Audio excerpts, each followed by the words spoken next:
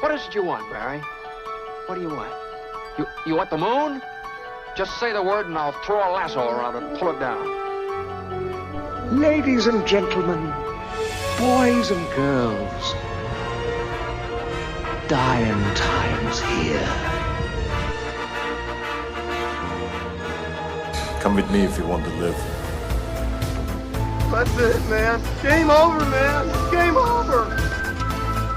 The Force will be with you, always. Ladies and gentlemen, welcome back to 20th Century Geek. I'm your regular host, Scott Weatherly, and we are continuing our Ghostbusters month. We're out there, we're busting ghosts, kicking ass and taking names across the paranormal spectrum. We've done our Ghostbusters retrospective, and I'm back for Ghostbusters 2. And I'm being joined by a friend of the show, action connoisseur, Max Byrne. Max, how are you doing? You all right? Yeah, hi, Scott. Yeah, I'm fantastic. Can't wait to talk about the much sort of underappreciated, but very much loved in my heart, Ghostbusters 2.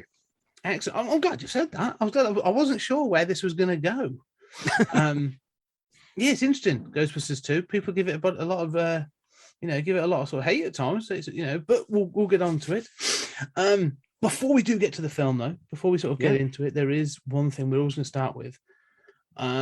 We are men of a certain age, and so we were there at the original, at the start of it. It's part of our childhood. Where did you first see the first Ghostbusters, and sort of what sort of part did Ghostbusters play in your childhood?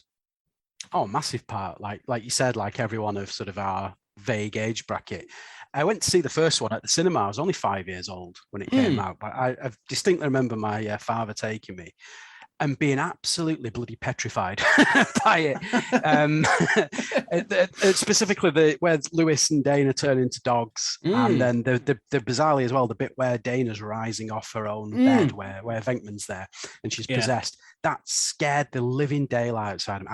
It's one of my most distinct memories going to this local cinema in Bolton and watching that and just being absolutely terrified out of my wits' end. I mean, I was only 5, for God's sake, but but like everyone, the whole Ghostbusters is a cultural phenomenon, isn't it? I mean, it's just ingrained into popular culture so much. I mean, my son is 7. As we record this, he turned 7 yesterday, and he's 100% familiar with Ghostbusters and the franchise and everything. It just permeates into popular culture, doesn't it? And obviously the cartoons. When I was still at primary school, when the real Ghostbusters cartoon was starting, so appreciate that. And then obviously, as we'll talk about Ghostbusters 2, I remember going to see that at the cinema, so I would have been 10 when 9/10 when the second one came out. So again, prime age, and it's just stayed with, I think it just stays with you, doesn't it? And obviously the fact that as we record this, we're a couple of weeks away from the long awaited release, much delayed release, of course, due to COVID. It should have been last year, of Afterlife.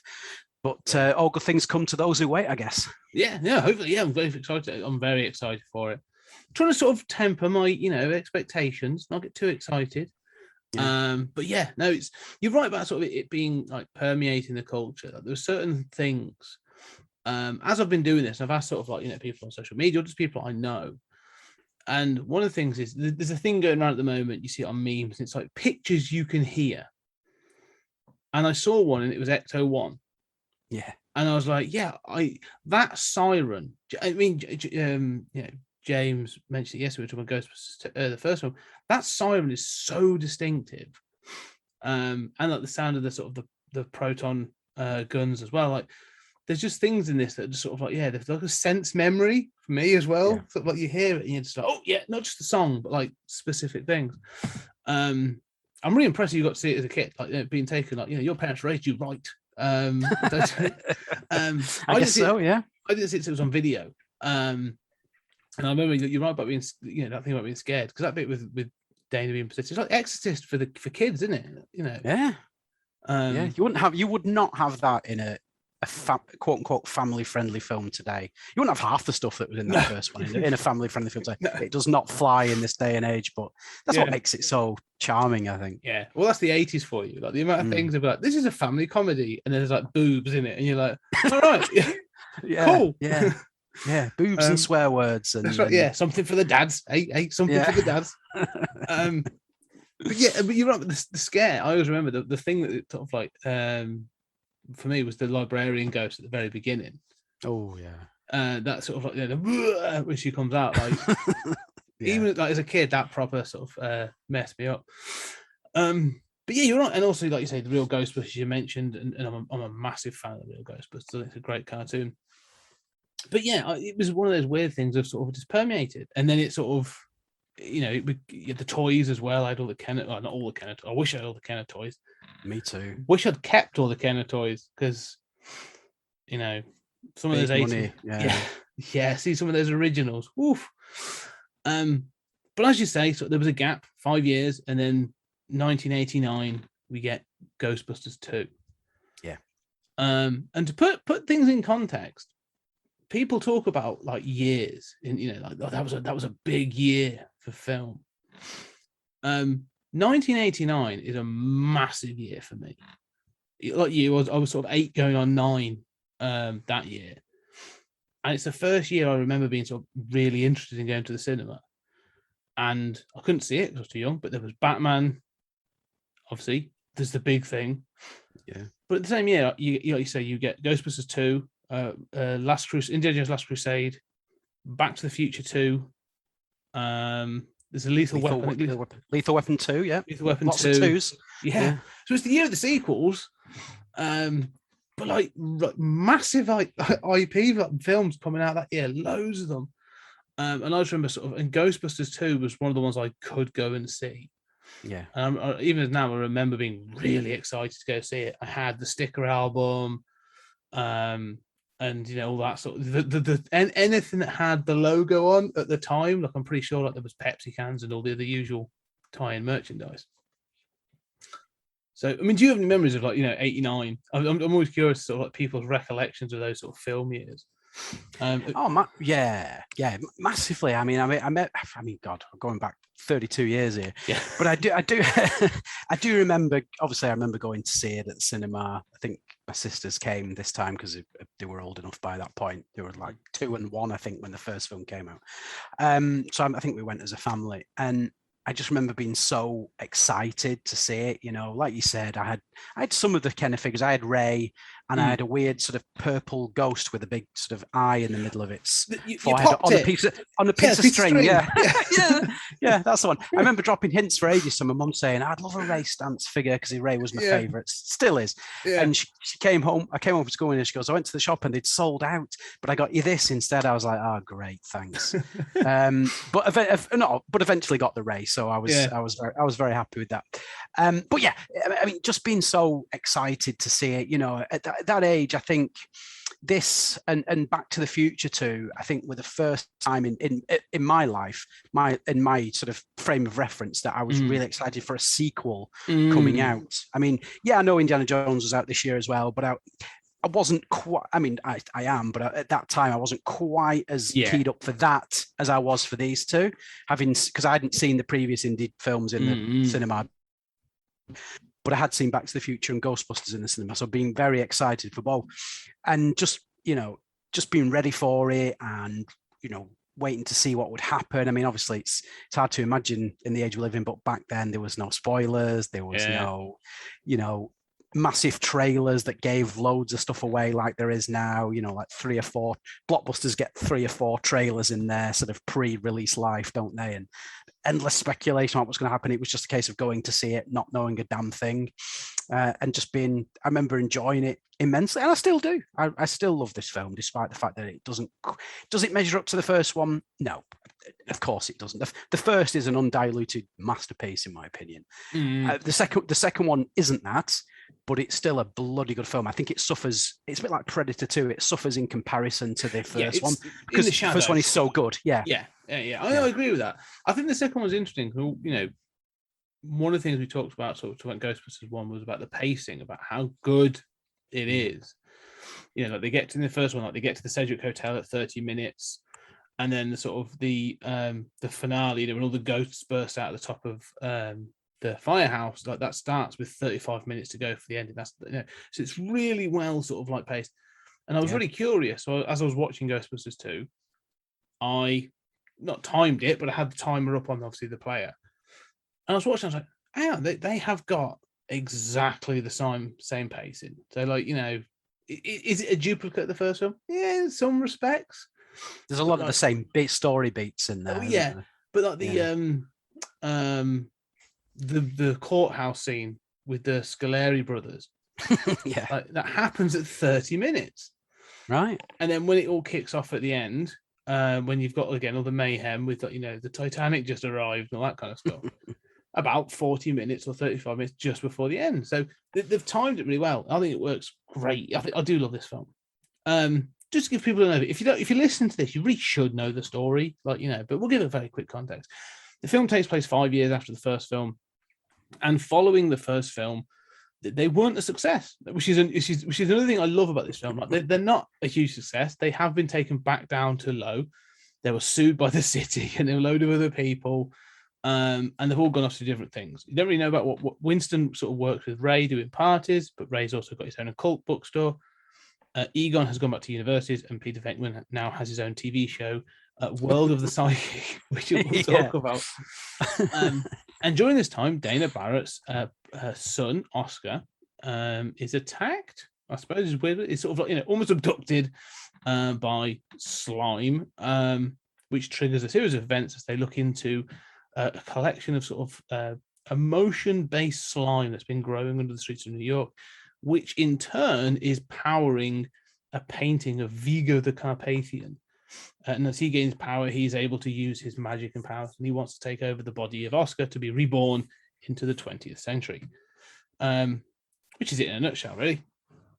But yeah, this film has less edge than the first film, is the first thing I want to sort of talk about. And I want to sort of, you mentioned the real Ghostbusters before. Do you think the real Ghostbusters has a knock-on effect to the way that this film was set up and made? Yeah, quite possibly. Yeah, because I think with this film they are trying to make it more family friendly, aren't they? Than the first one. The first one has some quite dark humor in it at times, and some quite edgy stuff. Again, like we were saying, for a PG rated film in today's day and age. So yeah, I think because obviously you had the cartoon that was out, which was squarely aimed at the children's market, the merchandise possibilities.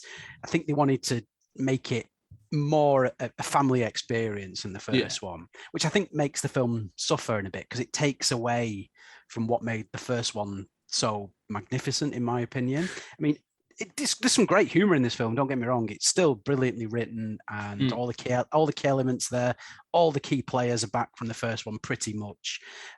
So it strikes all the right notes for me. But yeah, I do think that they made a mistake in trying to make it more family friendly than the first one, and it didn't quite work for them because it actually made less money than the first one. It cost more to make, and made less money, which kind of scuppered, I guess, them doing a third one in any time soon after that. I mean, it was still a massive hit. It was still like one of the top 10 films of that. I mean, like you said before, the amount of blockbusters that were out in '89, it had some stiff competition. But it was still like a top 10 film that year. So by no means a flop, but compared to the first one, obviously, it's like the law of diminishing returns, isn't it? Yeah. So I'm not a huge fan. I mean, what are your thoughts? Do you like the fact that they took that away and made it more of a safe experience? Safe is a really good word to describe this film. You're right. Safe is an excellent description, because the first film you have this sense of, although it's all in the script, but there's that sort of element of improvisation. Like, these are guys that are comedians. They've come from SNL and Second City in Canada. So there was that sort of like, dangerousness sounds wrong. It wasn't dangerous, but there's sort of an edginess, like Venkman. It's clear Bill Murray makes some of the jokes, and they're like, keep that in, and even like with the first film, like, there's a whole joke about, it's a cut scene, but there's a dream sequence where Ray gets a blowjob from a ghost. Yes. Yeah. And you see, like, all right, that's weird. And as you said, sort of like not just the humor, but like the depiction of things like the gatekeeper and the keymaster and the terror dogs and all those things. The zombie taxi driver, even, like, they're going for horror elements. Like, they're really trying for specific horror elements, and so it has that edge, as you said, and this just feels a lot safer. The ghosts are more cartoony. We mentioned the sort of Scoleri brothers. They feel like they belong in the real Ghostbusters. You sort of see that at the end of the film as well. Some of the jokes, feel a bit more safe. Really, I think is a really good word. So I think it does suffer because of it, because I think you then feel that like the cast are restrained. And I think it sometimes shows on Bill Murray's face a little bit. But it's like you say, it's not it's not a huge detriment, but it clearly sort of like, you said one of those films and you go, oh, what if they hadn't been so safe? Yeah. I wonder, like, what would they have got? I completely agree. But yeah, but there's, like you said, but there's still some great things in it. And like you said, the humor, one of the things that saves these films, not saves these films, but really elevates these films, is the chemistry between the cast. And that is there still in spades. Talking about the courtroom scene, like they're one of my favorite. I even used to quote, like, it's hard. It's not really a quote because it's three people saying it with that do re egon, like is just fantastic, and also a testament to sort of like Harold Ramis. Again, watching these back, question for you actually. So let's turn around. Actually, question: when you were watching this as a kid, who was you said like Ray was your guy? Was that always the case? Was he always the sort of like the Dan Aykroyd Ray Stantz was your sort of your boy in this sort of in the crew? Yeah, I think so. I think because when I was a kid, he was the one I aspired the most to be. Like, I don't think any kid aspires to be Egon, do they? No, really? no. Kids want to be cool. So it's either Ray or Peter Venkman. And Venkman was always a bit too, I don't know. When I was a kid, I wasn't interested in trying to be a ladies' man or anything like that. Or, it was because he was such a fraud as well, wasn't he? When it came to the science thing, he didn't have a fucking clue. He was blagging his way through it, copying Egon's work all through university. He did not have a clue. Whereas Ray was like, he had all the knowledge that Egon had, but he was also a bit more of less of a geek, if that's the right word. He was, he's still a complete sort of science nerd, but he was very funny and he was a bit more of a man of action than Egon. So that was why I always gravitated to Ray, and still do. I think Dan Aykroyd is a comedy genius. It's a shame he doesn't do more than he. He's not very prolific these days. He does bits and pieces, doesn't he? I suppose he doesn't have to. He's obviously made his money and he's north of 70 now. But I wish he did more because I think he's one of the funniest men ever to go on screen. Yeah, I mean, talk about he's one of the ones I'm very much looking forward to seeing again in Afterlife. See, when I was a kid, I was very much sort of like, and I think this was influenced by the cartoon. Like Peter Venkman was my guy. Yeah. And then as you get older, you do sort of realize that, like, he's not the aspirational character that I may have thought him to be when I was younger. And I do agree. I think Ray is up there as my favorite. Yeah. And everyone talks about sort of like Bill Murray and Dan Aykroyd. Like they're the sort of the big breakout stars. Like, Bill Murray became the star of the, one of the big stars of the 80s, all those sorts of films, Scrooged and Groundhog Day. Like, those are fantastic comedy films. And then Dan Aykroyd obviously went on and done quite a few, like some great films. They're names that that go out there. And Harold Ramis sort of ended up going behind the scenes. Obviously, he wrote and directed Groundhog Day, so huge comedy talent. And it's when I watch these films back now as I'm older and I'm watching for the performances and I see these things, I realize, like, oh, Harold Ramis really knew what he was doing. Like his subtle humor as Egon, when he does that sort of do re Egon and has that little smirk at the others, is so pitch perfect. That, like you say, I watch it now and I'm like, yes, you're right. Ray is probably the aspirational character, but like Harold Ramis is the one I enjoy most on screen. Yeah. Oh, yeah. Egon in the second one is a little less uptight than he is in the first one. Like he has quite a lot more sort of gags in the second one than I think he does in the first one. A few more one-liners. I mean, obviously him and Dan Aykroyd wrote both scripts in there as well. Harold Ramis and Dan Aykroyd wrote scripts. So I think he must have written a few more jokes in for himself.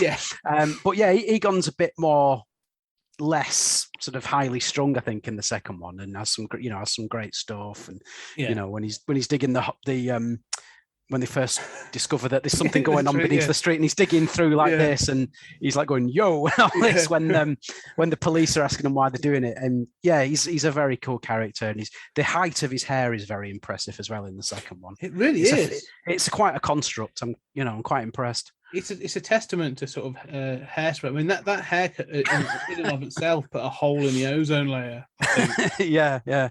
It added about half a foot onto his overall height, I think. Yeah. One of the things is as well watching it this time, and I've noticed it a couple times as I get older, and we'll talk about sort of like because they've obviously broken up, they've now doing their own thing. Yes, and I love what they've chosen for them to do. Like, yeah, me too. In the past, you sort of I've looked and gone, oh yeah, like Pete's got his own TV show, World of the Psychic, which I love that scene. But the one that sort of as I've got older, like you realise there's a bit more of a sardonic humour to is Egon's experiments.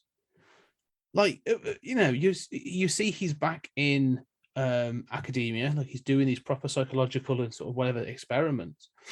And when Dana goes to see him, and she's like, "What are you studying?" Oh, the physical, the effect of emotion on the physical surroundings. Yeah. And basically, he's got a couple. This is I love the fact he's got a couple that are clearly in trauma, like they're going through marriage counselling, but there's clearly like an element of sort of like I don't know, trauma between these two people. Yeah, they hate each other. Yeah, and he's making it worse, and then studying them through the glass. Yeah, and this is at the end. Can we see let's look at the happiness index. The happiness index. And it's a little girl, and she goes, right, she's been given a puppy. And then as sort of Dana leaves at the end, it's like, let's see what happens if we take away the puppy. Like, it's a real sort of like it's just an offhand sort of joke, but you realise like, yeah, he is because you've always thought, like you said, back into academia, he's no better than Venkman in many respects. Like his ethics. His scientific ethics are probably questionable. Yeah, it's quite cruel, actually, isn't it? Yeah. The experiments he's conducting. It's sort of the next progression along from Venkman's electric shock testing at the start of the first one. Yeah, that's my point. It's no different to that. Like Venkman's going like, I'm looking for the negative effects of negative reinforcement, effects of negative reinforcement on ESP. And there's Spengler going like, yeah, I'm looking to basically traumatize people to see how it affects the environment around them. Yeah, exactly. He's not doing it for the betterment of mankind, is he? He's not studying a cure for cancer or anything progressive and sort of benefiting the world, But, yeah, it's very funny though. It is. It's hilarious. But let's talk about World of the Psychics as well then. So, what are your thoughts on World of the Psychics? It is a genius little scene. It's only like 4 minutes, isn't it? So he's got this sort of small time, like looks like a cable TV show, cable access show, World of the Psychic, where he has guests on who have had psychic experiences or psychic premonitions. And funnily enough, I didn't pick up on it, but my other half, Sarah, pointed it out to me after we rewatched it. The guests he has on the episode, it shows them filming. The man who predicts the end of the world is 100% right. He is. Because he says the world's going to end on New Year's Eve this year. Yeah. And the end of this film takes place on New Year's Eve. And if it wasn't for the action of the Ghostbusters, the world in effect would end because Vigo would be reborn and then plunge the earth into darkness. So that guy was absolutely 100% right. And they've ruined it for him in a way because the world never ended. Yeah. Mel Manglin, his name is Mel Manglin. And I love the fact that sort of like when he predicts it, because the timing of the film is, I think this film's supposed to take place over like a couple of months, so I think it's supposed to start in sort of like start of October sort of time. Yeah. And I like where Pete's like this year. You sure you don't want to be saying like 93, 94, like because it's gonna be a couple of years if we get the books and then the film option, like do you not want to be sort of edging your bets? He's like, no, I've just got this real psychic feeling that the world's going to end, and he's emotional. I love the fact he's really emotional. The world's going to end on stroke of midnight this year, and you're right. Like it's totally linked to the film. Yeah. And this sort of links back to something they said that we were talking about when I talked about Ghostbusters 1. And it's again that sort of story beats. Everything that happened in Ghostbusters 1 was destined to happen. Like it was fated. I've established in my head it's fated to happen. Yeah. Because Gozer was coming to Earth or trying to get into our dimension, which is what caused the elevation in paranormal activity. And the elevation of paranormal activity resulted in the Ghostbusters coming together, which results in, the rest of the film. And this is the same thing. It's like, Mel is getting sort of like psychic sort of feelings off, I'm going to guess, the mood slime. Yeah. And he's obviously seeing what's going on. So, yeah, I love that as a little fact. And I can't. It's the woman, his other guest. Yeah, she had like she met a man in a bar and gone back to his motel room and slept with him, where he told her the world would end on Valentine's Day in like 2016. 2016, yeah. Yeah. So obviously this is 89, so it's in the future, and she's obviously like Venkman's pulling her apart, saying, was it just some guy you met in the bar? And she's like, no, he went back to his ship, but his ship could have been disguised sort of like a room at the Holiday Inn or wherever it is they went back to. I couldn't be sure, and she's like slightly cross-eyed, this woman as well. It is just a brilliant little scene. It's so funny, and his sort of snide comments towards both his guests. Although it's his show and it's how he earns his living, the sheer disdain he has for both his guests is palpable. Yes. And then just the random little bit of business at the end where someone gives him a hairless cat to hold in front of the camera, and he goes on next week's show, hairless pets, crazy or something, and then weird, weird. That's it. Yeah. Just tiny little throwaway line, but just so funny. I just wonder how they came up with just put that in. Having to have a hairless cat on set or something. But, it's great though. I'd love to see a proper. That's what I was going to say. Made like in this day and age, you could have done like a YouTube series, like little episode featurettes of World of the Psychic with Peter Venkman. Maybe we'll get it in episode in Afterlife. Maybe he went back to that. Who knows? How good would that be? That would have been a fantastic sort of. I'd say at that point, it wouldn't have been that point. You wouldn't do extras, did they? Then there's no DVD, so but that'd been a marketing thing now if they'd have done it. You're right about the sort of his disdain. I love the look he gives her of sort of like. On his face, he's like, clearly you're crazy, and what am I doing here? Like this is what I've become. It's such a great like you said, it's just like a little vignette, and then that's the thing. It sits like like an SNL sketch, doesn't it? It feels like an SNL sketch. It's sort of outside of the film, but just works so well. Let's go to this sort of thing. The other one is Winston, and one of the things that I want to talk about Winston because he's part of the crew, and I often feel that Winston gets forgotten. Yes, massively unfairly because he's awesome in the cartoon. Arsenio Hall did the voice, and they really made them a team, and they give him he becomes sort of the mechanic in the cartoon. But yeah, even in this one, even after all that, they've done all this stuff. Like Winston Zedmore still feels like a bit of an afterthought. Really. He doesn't come in until later on again, and he's still part of the crew. But I don't know. I love Ernie Hudson. And I actually think he's better in this than he is in the first one. Yeah, definitely. I think his performances are stronger because I think he knows what to expect from the guys around him. But then I don't know what your thoughts are on sort of like Winston and Ernie Hudson.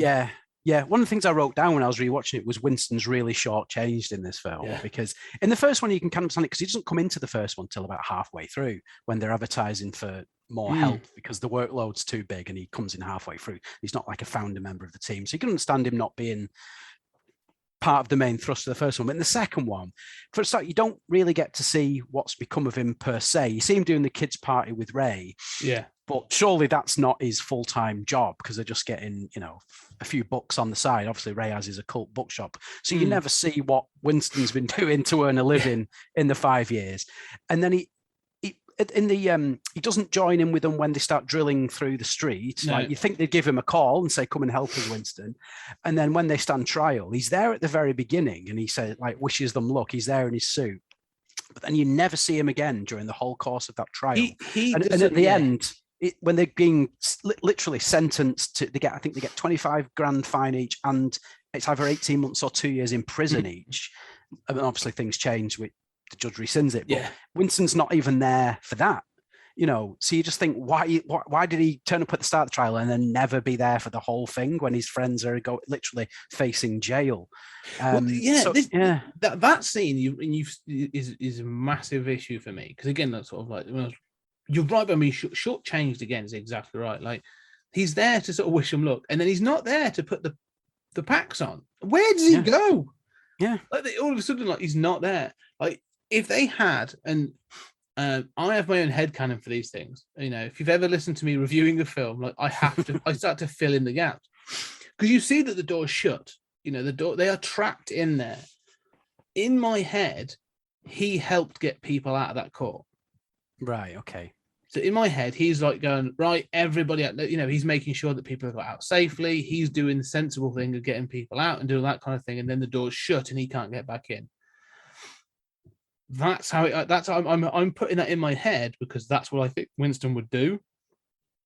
And it also explains why he's not there for that. But it feels really shitty, really, to be honest, because it's sort of like, oh yeah, we're not going to put Winston back in this, like, but he should be in that scene. It doesn't quite make sense. I mean, from that point, actually, he's in it. He's pretty much. He's in it from that point. He's part in all team activities. He gets the moment with the ghost train going through him when they're in the subway and jumping into the slime river and all the rest of it. And he's very much part of it from there.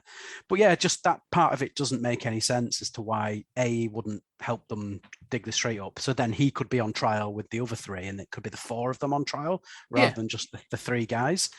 But I don't know. I'd have to. I'd love to ask the question. Yeah. Yeah, I have a feeling it's supposed to be, because when they come out the court, they've got the trap, and it's very much meant to mirror them coming out of the ballroom with the Sedgwick Hotel, isn't it? Yeah, I guess so, yeah. But even so, like, add in Winston, will show the progression of, like, well, we were 3 back then and we're 4 now. We are a team.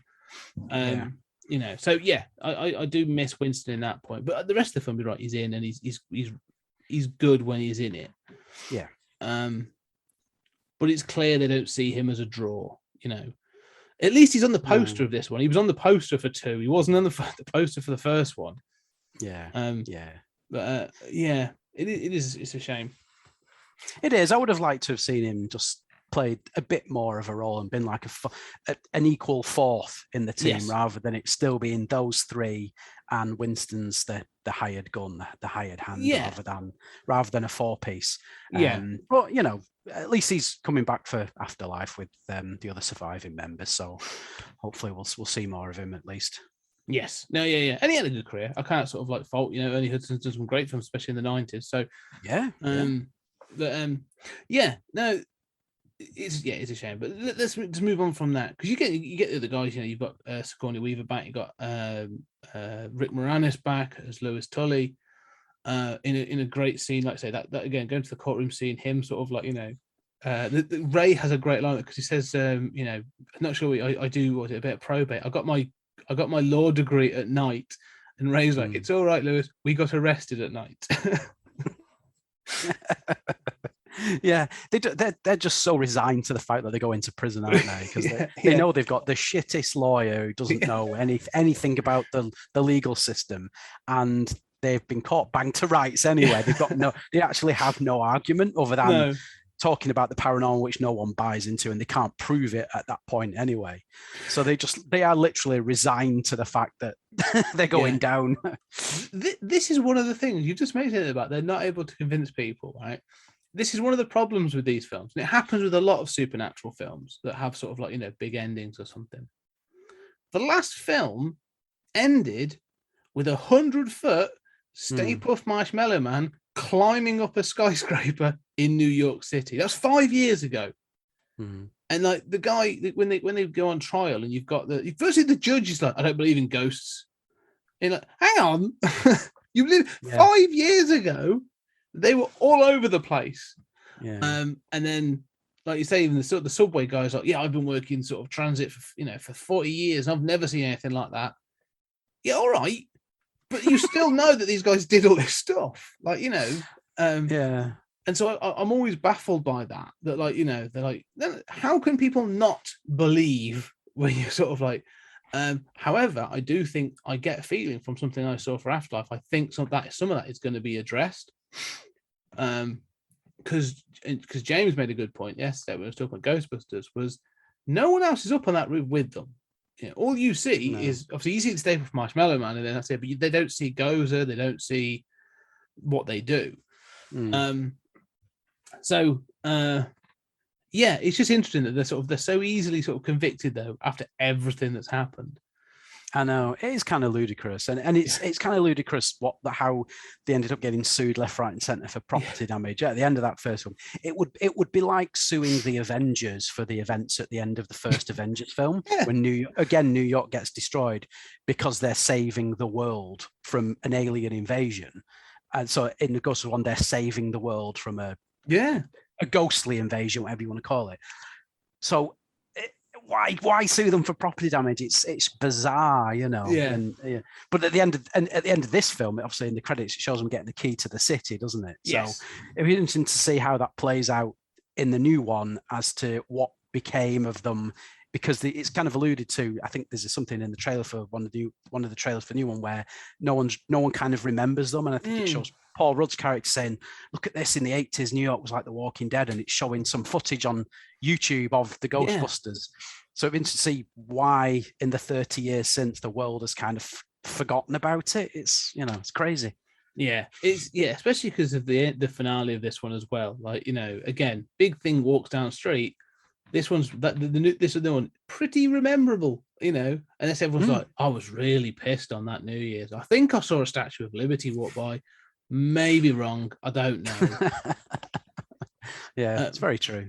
But let's talk about the villains. I'm going to say villains in this because there's two. But you've got. Let's talk about the museum. So in that stage, you've got Vigo, the Carpathian, and Janosch, the museum sort of the art lead or curator, whatever. What are your thoughts on those? Sort of like especially Vigo as the main villain. I think Vigo's quite a decent villain. It's the guy, I don't know the actor's name, but he's one of the henchmen in Die Hard, isn't he? Yes. Big statuesque guy, Eastern European looking guy with a big blonde mullet. Although his voice is Max von Sydow, of course, isn't it? Which for years I didn't know that. I just assumed it was him. And I did read somewhere actually that the actor didn't know that they dubbed him with Max von Sydow until the premiere. Yeah. And when he watched the film, so he walked out of the premiere because he didn't know they'd overdubbed his voice. I mean, he was Darth Vader. He was Darth Vader. What a shitty thing to do. I mean, not to dub it because Max von Sydow's got the great voice for this kind of thing, but not to tell the guy till he's sat watching the film. It's a really shitty thing to do. Really. Well, because he's German or something, isn't he? I think he is German. Like very thick German accent. I think from what I've read, I might be wrong. Like they were getting the dailies back, and they were like, "This isn't working." Like, he's got the look. Like he looks ace. Like Vigo has got a great look, but they were like, "This isn't working. We need to get somebody in to do some dubbing of this." And like I say, they managed to get Max von Sydow. The great Max von Sydow to do it, and he has got a great voice. Like it's sort of like he really does sort of churn through some of that dialogue fantastically. Yeah, he only recorded it in one day as well. Apparently, one day really in a recording studio. Because if you think about it, he doesn't have a huge amount of lines, Vigo, in the film. But yeah, von Sydow literally went to studio, laid it all down in one day, done, dusted. Bob's your uncle, and probably got paid very handsomely for it as well. Good luck to him. Yeah. Well, the guy knows he's one of those.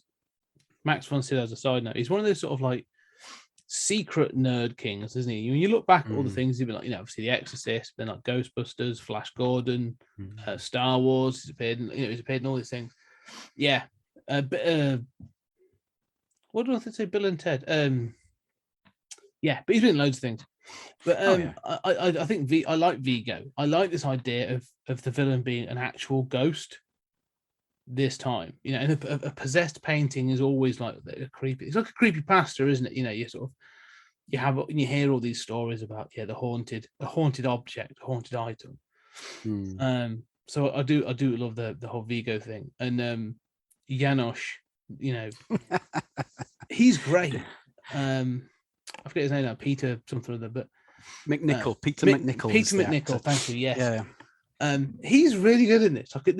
I knew him from this before, sort of like obviously like Ally McBeal, and he's been in a load of other things. He now, whenever he turns up, I'm like, I know you from Ghostbusters too. But yeah, I don't know. I do like him in this as sort of like the new. He's like a creepier version of Lewis Tully, coming on to Dana.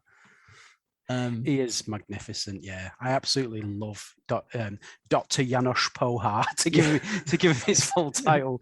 He is hilarious in it. He's one of the funniest characters in the entire franchise. I just think he's brilliant, and I love the snide humor that Bill Murray puts on him when they go to the museum, obviously to investigate, and he's just constantly like, keeps making references to him not being able to get a green card and all this. Like saying, "Where you from? Where you from?" The He's upper like, West Side. The upper West Side. When he's, his name is Dr. Janos Pohar. He's got the most thick, like bad European accent ever. It's like, come on, where are you from? But yeah, he's superb, and he's great as you feel a bit sorry for him in a way, because he's not a bad person actually. He's a bit of a creep, and he obviously fancies Dana, but he's not really doing much harm. He's a decent bloke, and happens to get possessed by the painting and becomes like this reluctant henchman. But he's not a bad soul, is he really? And obviously he gets his sort of redemption at the end, I suppose. But he is a fantastic character. I absolutely love him. I could watch those scenes all day. Brilliant. Yeah, I love the fact he goes all in, because you'd have someone, he's very sort of pantomimey and stuff, but it works because I think he knows where to draw the line. But also in doing that, like you say, when he becomes possessed, he has what I consider to be for me at least, one of the scariest scenes in this film, and also one of the weirdest. So Peter Nichols, when it's in the blackout, when it's actually Ray kicks out the power to most of the city, which is one of the main reasons they sort of they get on trial.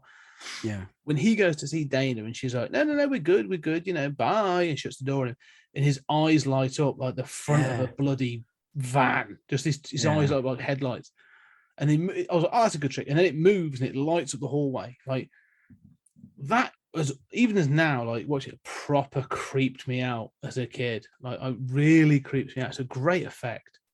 It is. It stands up quite well as well, doesn't it? Consider it. You don't look at it and go, "Oh, get the state of that." It really does look. I'm really quite impressed how they've done it. I don't know how they've done it. I'll be honest. Yeah, it does look good. It looks great. It's clearly a practical effect because it's lighting up the hallway as he looks around. So yeah, it must be like a headset or something. I don't know. But the other one, of course, is he kidnaps Oscar for Vigo. And it's the fact he turns up as a ghost, which is a fantastic sort of, I don't know how he does it, but he turns up as a ghost, and it's obviously like him, it's Janos, but dressed as a sort of a Victorian nanny. Yeah, pushing a pram, yeah. That did creep me out actually as a kid. I remember because when he shows up his face, he's going this kind of like demonic grin kind of thing. When his arm like extends out like Reed Richards and gets Oscar off the window ledge. Jesus Christ, that did scare me as a child. Even now when I watch it and looking at him sort of play that creepy music and you see him coming across the sky, like flying, and he's like sort of, I think he's like riding a bike but pushing a pram in front of the bike or something through the sky. Weird. The motion's really weird on it. But that really used to creep me out as a kid. I have no idea why. Yeah, I'd love to know how they came up with that as well. Like, whatever. So we're gonna have Janos turn up and take Oscar, and he'll be in some kind of ghostly form. I know. Let's put him in drag, make him look like you said, like a Victorian nanny, and he can fly, pushing a pram. Yeah, let's do that. That sounds spot on. That's what we're aiming for. I want that. I want that Mary Poppins look for Janos Pohar. Yeah, it is bonkers, but it is great. Yeah. It does stand up. I still get sweaty palms actually watching the kid stood on the. Although obviously it's clearly like because he's a baby, he wouldn't be able even be able to stand up like that anyway at that age. But it's just like, oh god, it still goes through me now. It's very well done. There's some bits of this that are really well done. Like there's the thing is watching special effects from the 80s. They don't all stand up, but they often have a practicality and a charm that I really sort of appreciate. you know, and when we're saying that this film was safer, and we've just looked at like just list off a couple of things out because the other thing, like you mentioned, the train, the ghost train that goes Winston goes through. That is quickly followed by, or actually, I'm not sure if it's followed by or preceded. I can't remember which order they're going. Basically, severed heads on spikes. Oh yeah, I'd forgotten about that. Yeah. That is, again, you would not get that in a PG rated film in 2021. No chance. No. Yeah, it's sort of like they're surrounded by them, and obviously they disappear and stuff. But you know, it's not.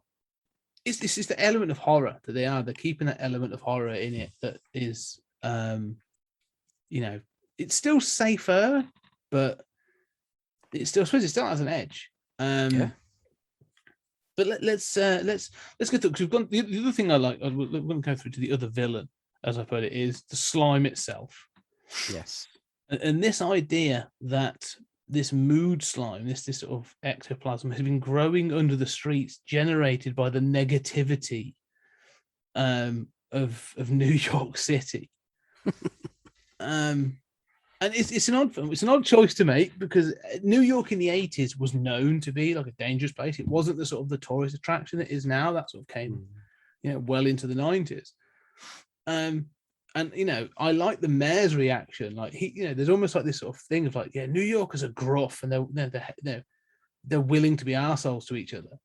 And even the mayor's like, it's every New Yorker's God-given right to basically be an arsehole to other people. Like, yeah. He's like, what am I supposed to do? Tell people to be nice to each other? Yeah. You're like, yeah, that probably would help. Yeah. But it's an interesting theme to have, like this thing, sort of like, you know, you're topping off the 80s, which has been this, you know, massively sort of successful decade. Hugely, obviously, you know, you had Reagan, and it's been, you know, hugely conservative, but you've still got this sort of this theme of like negativity generating and sort of coming back to sort of bite people. It's a really interesting theme to have in a Ghostbusters film. It is, yeah. It kind of feels kind of oddly prescient today, though, doesn't it? Because you think there's so much negativity in the world today, never mind compared to 89, that, you know, there's so much sort of bickering in the world, so much bad sentiment. There's so much divide in the world right now. Whether it's political divide, racial divide, whatever it may be, class divide, it's all there. So you think if that was happening now, that slime would literally be out of control, because the world is a lot more negative place now than it was then. It'd be interesting, you know, you could make that concept in a film now and have it play out. And it would be even bigger. It was kind of an interesting concept, kind of ahead of its time in a way, isn't it? Yeah, I agree. I definitely think it was like, you know, if it was now, we'd be wading through the slime, like we'd be up to our knees in it. But yeah, no, it is. You're really right. And that sort of crossed my mind a little bit towards the end of the film, when you have Winston, Ray, and Egon sort of, they go for a swim in the slime. They get pulled into it, and they start having a go at each other.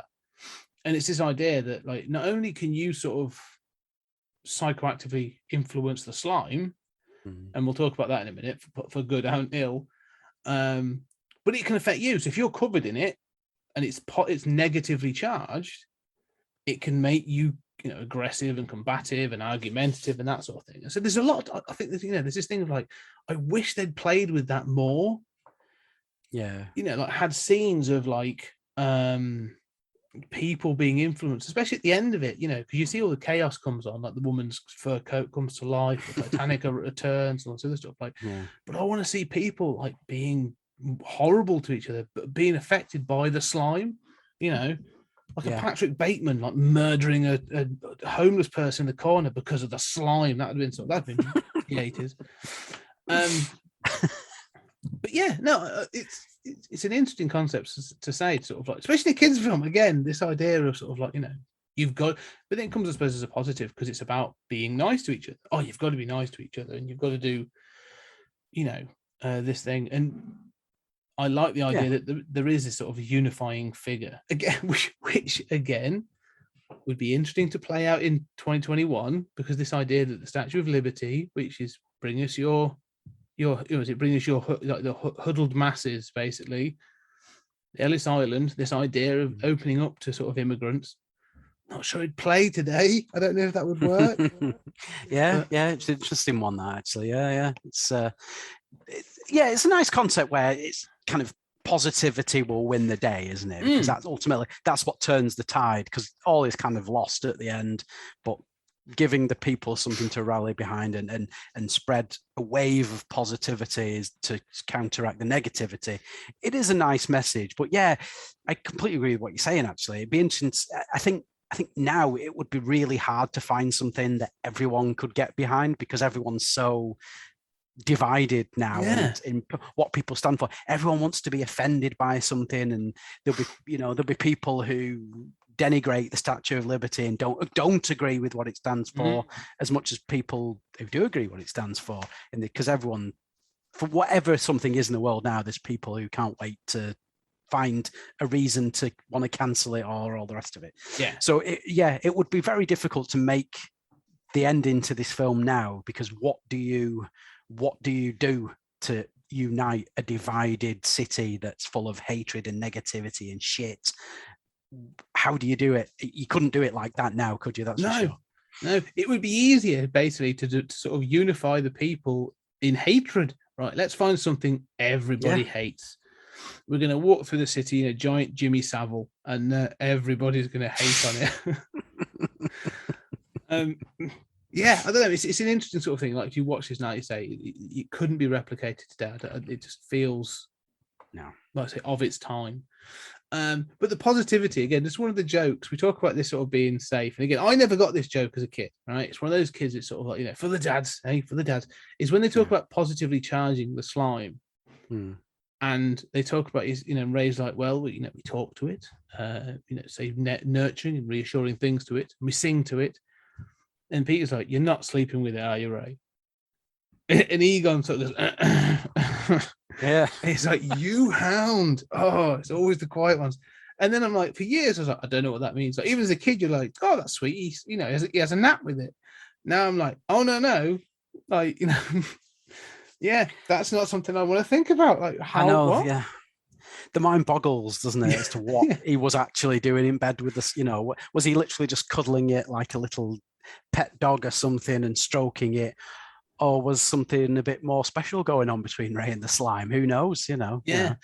He does take a bit of a bath in it at the end as well, when they have to spray him down when he gets temporarily possessed as well. So I think there's something very special going on. Maybe in the third one we'll see maybe Ray and the slime lived happily ever after. I was say, there's little slimettes running around, little babies. Yeah.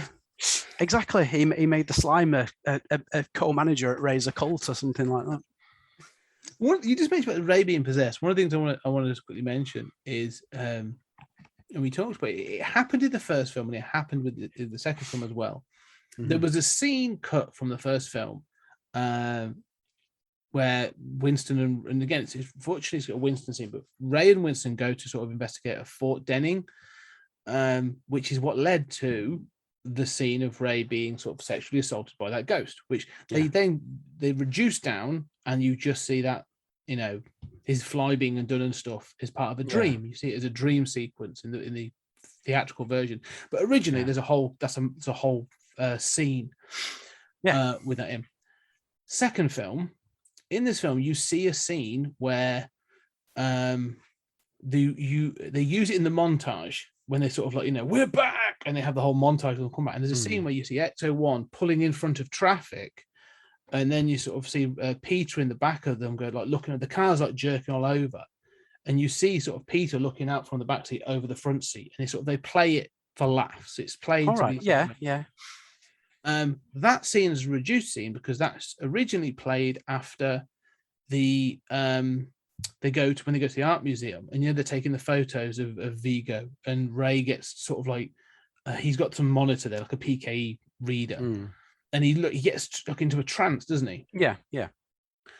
In the original version, and this is a scene that was filmed, Ray is possessed, and then when they're driving home, Ray's driving, and he starts driving like a maniac and starts trying to run people over.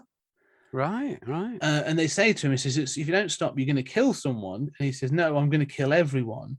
And Winston has to knock him out, and they drag him out the car, and he gets back to normal. But it showed this little bit of him being possessed by Vigo, which is why Right. he is susceptible at the end. Yeah. So it obviously had a payoff. But yeah, so that was interesting, sort of that they cut it out because they sort of, I think when they showed it to audiences, kids didn't get that he'd been possessed. Yeah. They were just like, Ray's gone mental. Yeah. Why would he turn heel like that? Yeah. But it does play. I'm going to show you something in a minute. But it does. It is in the adaptation. They obviously did a novelization. Yeah. Which I've got. I've got the novel. I love novelization. Wow. But also the Ghostbusters 2 comic. Oh wow. And it was with the real Ghostbusters. Right. So it's the real Ghostbusters, but it's the plot of Ghostbusters 2, yeah? Yeah. It was Ghostbusters 2. And there's Yeah. a scene where they have Evil Ray. I can just sort of show you that, just a bit of it there. Oh yeah. Possessed by Vigo. So yeah, I think that's kind of cool. My copy's a bit battered, but yeah, I just think that's a really cool thing. Like, there's these little sort of scenes of it doesn't. I haven't seen them anywhere. I've never seen it. I've seen the Fort Denning one from the first film, but I've only seen a really rough cut of the Ray scene. I haven't seen it as an extra or anything, I believe. So yeah, this is a bit of a side note, really. But we've talked all around the whole film. I think we've talked about most of it. Was there anything else that sort of jumps to you that you want to talk about, sort of like, pick up in the film? Yeah. I mean, what I was saying before about it follows a lot of the same beats. I mean, being sort of dragged before the mayor, and it's weird how the mayor is so reluctant despite what he went through in the first film, and why he would be so dismissive of them and not want to sort of say, right, let's sort this out, guys. And the guy who's obviously, he's not the same as William Atherton's character, but he's like this official government local council type, isn't he? He performs the same role, doesn't he? He's like gets them locked up in the asylum. Obviously, in the first film, they're in like a jail cell, aren't they? So it's kind of the same thing. And then basically they get let out because the mayor sees he literally has no choice. It is literally kind of the same story. There was an interesting little bit actually I read, and I've never seen the footage, but they cast Eugene Levy or Levi, however you pronounce his name, and he played a guy at the asylum, and it's Lewis Tully's cousin, somebody called Sherman. And he's instrumental in them being released from the asylum, because when it shows them being let out of the asylum, Lewis is right there, isn't he? Which you can understand, because he's their lawyer and would probably have to sign some legal document to, expedite their release or whatever. But yeah, supposedly his cousin Eugene Levy was, and they just they cut it out for whatever reason. Yeah, I've never seen the footage, but no, I've not. I'd like to have seen what that would have entailed, would he have because he couldn't have broken them out, because they would still have to have had the government escort and the mayor and all the rest of it. So I'd be interested to see what, would he have forged some documents or something I don't know, because they're released on the mayor's orders, aren't they? Because the mayor's like, get me the Ghostbusters. I wonder if he played sort of someone who works at the mayor's office. I mean, it would be fantastic if you had Eugene Levy playing Lewis Tully's cousin, but he's got his shit together, and he's really sort of might look a bit geeky, but actually he's got his stuff together. Works for the mayor's office against Lewis, who's got his law degree at night school. That would be quite an interesting comparison to have those talking. But yeah, because Eugene Levy was from Second City as well, so he came up through with sort of Rick Moranis as well. So yeah, I might see if they're on YouTube. Actually, those little bits and pieces.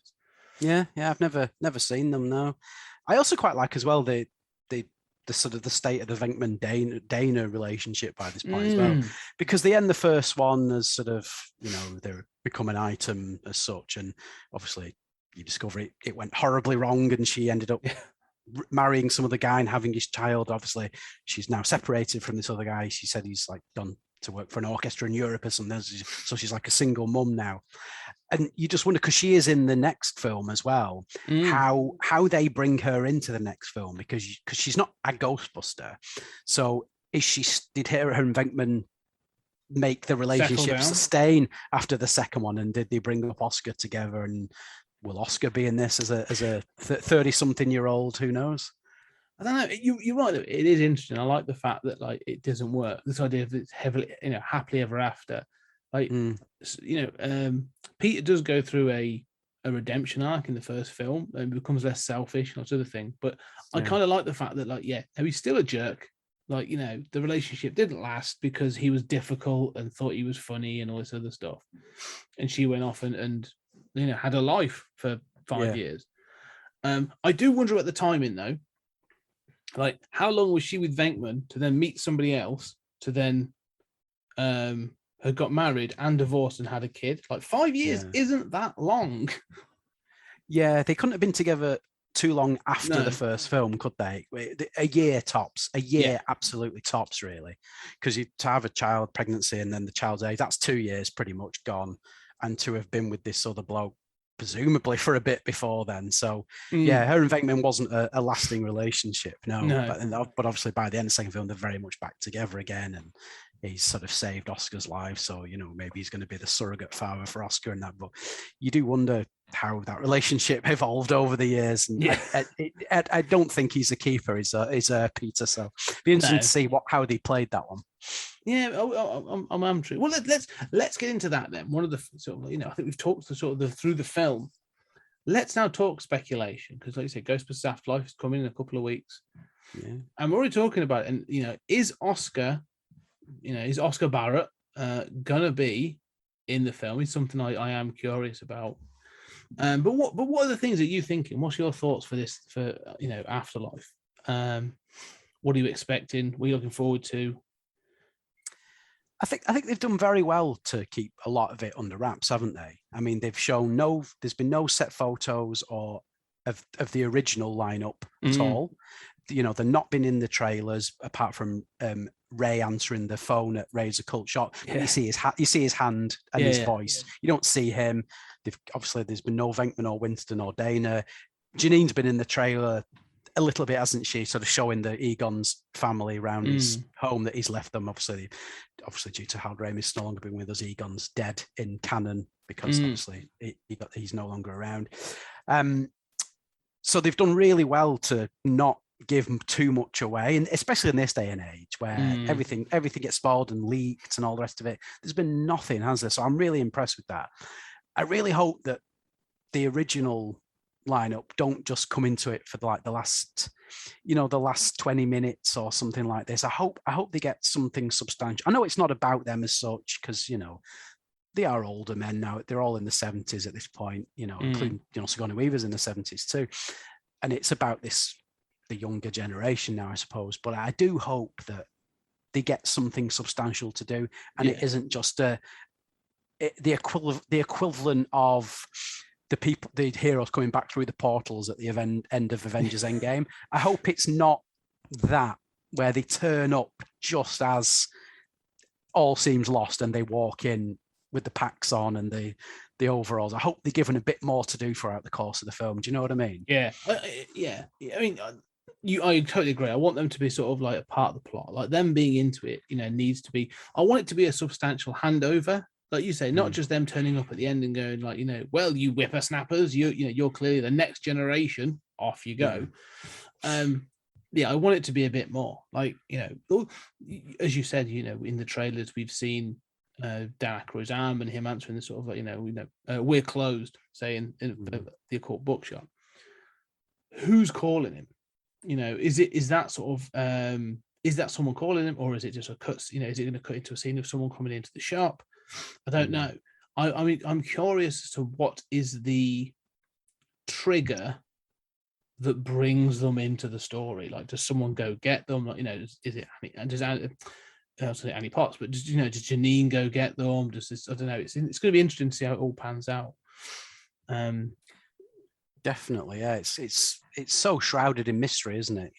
But I like the fact that they are tying it in because they've said that this sort of backwater town that the film seems to be set in, where obviously Egon had a house which he'd obviously died and left to his daughter, and obviously he's gone on to have a daughter in that we never knew about. How? Like, yeah, she must have already, based on the time frame. Yep, she must have already have been alive before Ghostbusters 2 because she's too old to have been born after the film. So Where's the daughter come from? Right. I think. Okay, and this is complete speculation. I have no. Yeah. This is me. I don't think intercourse was involved. Right. Okay. I think this is something at the university, and he made a donation. Right. Okay. Yeah. And I think it's going to be one of those where he was like a surrogate, not a surrogate, yeah, like a donor father kind of thing. Yeah. Yeah. And she had some sort of relationship with him post that's been awkward. But I cannot see Egon forming some sort of relation. I don't know. It doesn't feel, valid to me. I don't know. But I think it's a donor thing. I think he's made a donation purely out of almost like an arrogance, because I think there is an arrogance to Egon of like, well, my genius must be my seed is has my genius gene. Yeah. I must spawn a legacy, and yeah, exactly, go beyond my life kind of thing. Yeah. So I think it's going to be something like that. But we shall see. Yeah. I'm interested to see what became of, because obviously we know, like we've been discussing, at the end of the first one, they get sued for property damage and they're banned from being Ghostbusters, and they go off and do these other things. Obviously, like we said, at the end of the second one, they're heroes. They get given the key to the city, so they're not treated with the same disdain. So, how was the world kind of forgotten that they ever existed? And Ray's clearly still running Ray's occult bookshop. So what became of them? That's what I really want to, that's what really intrigues me. There's 30 odd years there of story to fill in for these characters. That's what I'm really excited for, to see what the through line is from 2 to this one. Yeah. Well, one of the interesting things has been, there was a recent film that did something similar. Bill and Ted Face the Music. Right. So in that, the end of Bill and Ted's Bogus Journey is them playing like, the gig of their life at a school disco, but it has like all this stuff going on. It actually introduced like death, and they've got, like it's amazing, it's awesome. And then like you say, like 30 years later, it's like, oh yeah, no, it was just this one little thing. And it makes you wonder, sort of like, this is a different continuity, like Ghostbusters is a different universe in that sort of 12 hours. But if you think about this is going to be a touchy topic, but say 9/11, for example, like this year was the 20th anniversary of 9/11. Yeah. And obviously you and I both being British, it's not as big a deal to us, but I can still remember where I was when the planes hit the towers. Snap. Yeah. But there are kids, obviously, your son's 7, my daughter's 8, no clue. And it's one of those where sort of like even older kids that were sort of probably in their mid-teens now, that were still born after it, are just like, I'm not, I know it happened. I'm sort of vaguely aware that this thing happened. But like, it doesn't really impact on me. And I'm like, yeah, but we were, the West was at war with the Middle East for like 20 years because of it. Yeah. So I can imagine there being this thing of like, there was this thing in the 80s.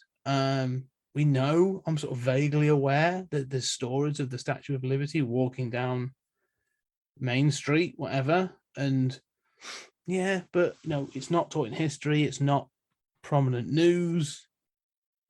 I'm sure there are people that do know about it. Like, Paul Rudd's character clearly knows. Because it shows him saying that, it was crazy in the 80s, because obviously he's a middle-aged man, so obviously his memories of the 80s are very vivid. So he's like showing them, isn't he, on YouTube, saying, "Oh, back then New York City was like The Walking Dead," and all this, and So it's going to be interesting to see how that story's kind of got lost in time. Yeah, sort of that news cycle, how other things have just taken past it. So I do agree that's going to be interesting. I like the look of the new cast, though. I like this idea of having kids. It gives you the longevity for a career. Clearly, it does sort of like, you can't get away from the Stranger Things. You've got Finn Wolfhard in there, so you can't sort of get away from that. But I don't know. It just the trailer has a level of fun that I'm like, the legit fun. It doesn't feel saccharine. It doesn't feel forced. It feels like legit fun.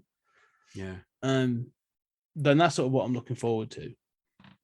Yeah, me too. I hope they keep the same elements of the score, the iconic bits of score from the first two films. I hope they keep them in as well. Just to give it Nods. that authenticity to the Yeah. franchise. Yeah. Shows that through line. I mean, I remember the very first teaser trailer for this new film, before anyone really knew it was happening. They put it out, and it was literally just a shot of it going into a garage, wasn't it? And the barn, and the wind's blowing, and the tarpaulin blows up, and you see it's the Ecto 1 under the tarpaulin, and that's it. Nothing else. That's all you get to see. But it plays some of that score from the first one, and it straight away you know exactly what it is. That's it shows how, again, it shows what we're saying, how much it's permeated into popular culture, that as soon as you hear it, it's not Ray Parker Jr. Ghostbusters, it's just a bit of score from the film, but as soon as you hear it, shit, Ghostbusters. That video is 15 seconds long, right? And I know it's because I watched it repeatedly because I'm a freak. But like you say, nothing was announced. Like, no one knew this was in production. It hadn't been announced it was in production. Yeah, it just sort of dropped. And all of a sudden, it was just on there that there's this thing, and like I say, it goes into a barn, and the wind pulls back the canvas, and it reveals Ecto with the symbol on. And I remember like literally getting goosebumps when that happened, and being like, "What is this? Like, what are they do? What is it?" And they were like, "We're working on a new film," and just being like, "Oh my god!" Like, and it was such a perfect tease, as you say, just that enough where you're like, I know nothing about this, but I'm super excited because it had that same sort of those elements from the first film. As always, I think there's things like you said, I'm trepidatious about. I'm still nervous to see sort of like, I don't want them to lean too much onto nostalgia. I want them to be just get good balance. But also I'm interested as well. The one thing I'm really fascinated by is, as you said, this is in a backwater town. And they've all been in the city. They've all been New York based up to now. Yeah. So it'd be interesting to see how this works and plays in small town USA. How's it going to be different? Yeah.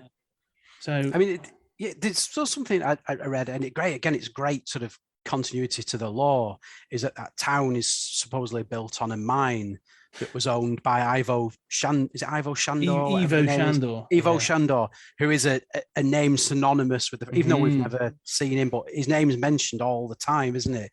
So again, it's that wonderful continuity and link to the lore, isn't it? Well, the one thing again is, I'm guessing, I think it's quite informed guesses, having watched the first film, they talk about the structural integrity of the building, of Dana Barrett's building, and what they've made the girders out of, some sort of like alloy.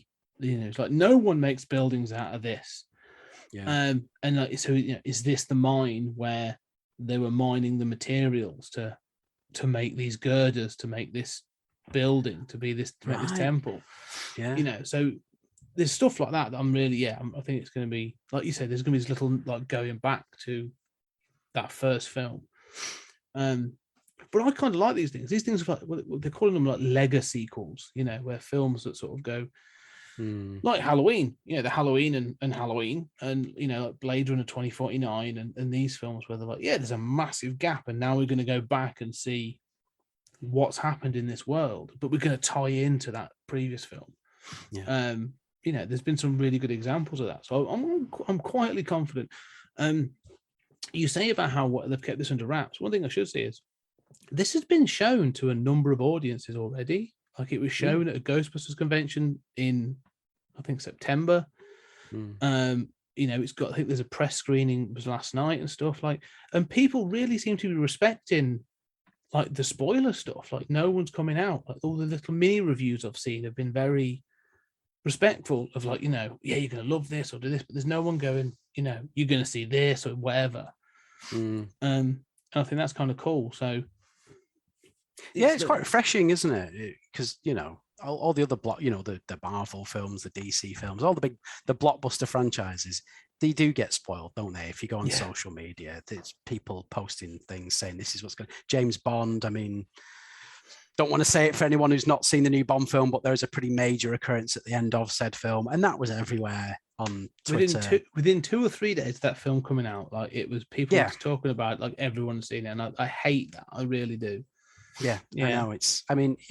obviously it's a huge talking point as to what happens in that film. It's very groundbreaking for a Bond film and what happens to happen, but people need to just be a bit more respectful, I think. So it's very, like with this film, it's very refreshing that there's been next to nothing out there about the plot or anything. So I really do like that. For the first time in ages, it's going to be great to go and see a big blockbuster franchise film and know next to nothing about what's going to happen. So fantastic. I've sort of brought down the girders now. I'm sort of like, the shutters are down.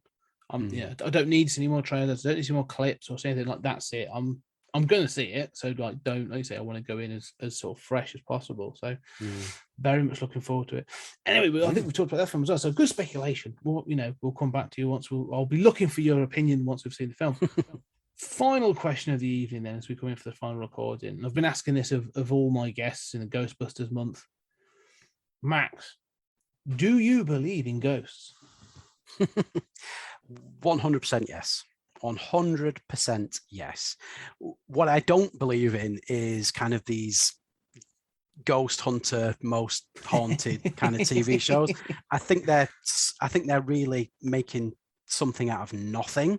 Yeah. But yes, I firmly believe in ghosts. When in the first film, when Janine reads that list of things to Winston saying, do you believe in all these things, at the end he goes, yeah, if there's a page in it, I'll believe anything you say, love. My answer to all of those is yes, because I just love to believe in stuff. So yeah, 100% believe in ghosts. Yeah, I don't believe I've ever seen one per se. We do hear strange noises in this house at night and things like this, and I've heard the odd footsteps on the landing, but the kids are in bed and we're in bed and the cats are locked in the kitchen at night, and you're thinking, shit, what the hell is that? And so yeah, I firmly believe in ghosts. 100%. Yeah, I think I did tell you once I did see some ghost cows. Did I tell you? I think I did. That. I think I did mention it. Yeah, it's a weird. I'll keep it very, very brief. But years and years ago, when I was a teenager, still living at home, obviously as teenagers do, and my parents had gone out for the afternoon somewhere, so there was only me and one of my sisters in the house. My sister's 3 years younger than me, so I would probably have been about 15, 16. She would probably be about 13. And we were in the house one day, and where we grew up was a very rural area in the countryside, farmland nearby the house. So one day we were in the kitchen, which looked out onto our sort of the back of the house with the lawn area and what have you. And 100%, I looked out of the window onto our back, and there were 3 or 4 cows on our lawn. Cows, right? Now, normally think, Jesus Christ, but we thought, well, they must have literally, because there were farmers' fields on either side of the house, right? So we thought, they must have stumbled through, the gate must have been left open on the field, and they stumbled through onto our drive and ended up on our lawn. Shit. I'm going to have to go out there by myself and kind of try and shoo them off, right? So in the time it took for me to put my shoes on and go to our back door to go and get rid of said cows, you're talking 5 to 8 seconds, right? Nothing more than that, right? So I literally bent down, put my shoes on. My sister's like freaking out a bit, so I'm thinking what we're going to do here. So I put my shoes on, got to the back door, opened the back door, out onto the sort of patio which led onto our lawn, and there was nothing to be seen. Literally nothing to be seen. So I even thought, right, well, okay, maybe they just literally sprinted out, and so I went down the side of the house to literally the only place they could have gone to, right? And there was literally neither sight nor sound of them, right? It was literally as if they'd never been there. Now I know what I saw, and my sister knows what she saw, and we still refer back to it to this very day. But it definitely happened. So how do you explain 3 or 4 cows on your back lawn, right, being there, and 5 seconds later not there? Now I wasn't seeing things because I had 2 people see the same thing at the same time, independently of each other. Because I think it was she who went, "Oh, Max, look out there, quick!" And I went, "Oh Christ!" So there was. Whether they were ghost spectral cows or they were abducted by aliens, I'm not entirely sure, but I know what I saw and I know what wasn't there when I went out to the back. So do I believe in ghosts? 100% yes. I believe in, I'm not sure if I believe in the afterlife and the traditional concept of heaven and hell and all the rest of it. I'm not too sure about that because I've never seen any evidence of it. So I think that's a leap of faith. So maybe not, who knows? But I do definitely believe in the existence of spirits, specters, that kind of thing. How about you? But firstly, I love that story about the cows. It's so just sort of like just like legitimately weird. Yeah, because it's that thing of often people report things like, there's a person in the back street, like a shadow person, or there's a figure in the back garden, but like cows is just sort of like, then they're not like it's a weird entity to be like, there's cows, and like you say, you and your sister see them independent of each other is that qualifier, isn't it? It's not just going like you saw them and she's like, well, go sort them, and you're like, well, she didn't see them. But no, it's a fascinating story. Like, you mentioned it to me when I talked about glitch in the Matrix. This idea of just something bizarre, like something weird has gone like, like it's gone like, oh no, there shouldn't be cows there. Reset. We'll fix that. No, it's a great story. I love that story. It's a fantastically weird story. Do I believe? Yes, I do. I do. I'm much like you. I think I've only ever had one incident or encounter. I've never seen anything, but I've had an encounter sort of when I was at school. I went to Camden Court in Coventry, and it's part of it's a big old house. It's was run by the singers that made Singer sewing machines and Singer bikes. Right. So it was just, all the history was there and that sort of thing. And so one year, my sister, again, my younger sister actually was there. She's a year younger than me. So she was coming up to the next year in school, so that they have the open evenings where you can come in and have a look around. And so me, my sister, and a friend of mine at the time, Stuart Bentley, were like, "Oh yeah, we're going to show the English department." Everyone was just knocking around, but there was no one else in the old house. So we went in there and we showed my sister the classroom and stuff. I don't know particularly why. We're going to sort of show. I think she'd asked sort of like where we have lessons and stuff. So we were just showing random parts. Shown her in this English class, and there's a corridor now, 2 classrooms, right? And the end of the corridor is a fire door. And this fire door goes out to a fire escape, and this fire escape went down to like a locked door, so you could only open it from one way. The way sort of this mechanism worked, you could only open it from being in the stairwell to go out.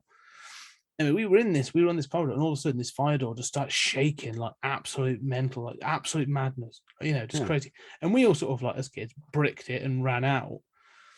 And me and Stuart, sort of like quite far ahead of my sister, got out. And when my sister came out, she was in floods of tears. And all she said to me is, "One of you pushed me."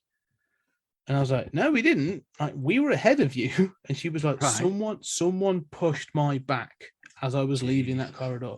So she obviously believes probably. But yeah, that's the only thing I've ever had as well. So, but I'm like you. I definitely think there is something more. But how that works, what the bureaucracy is of all that, no idea.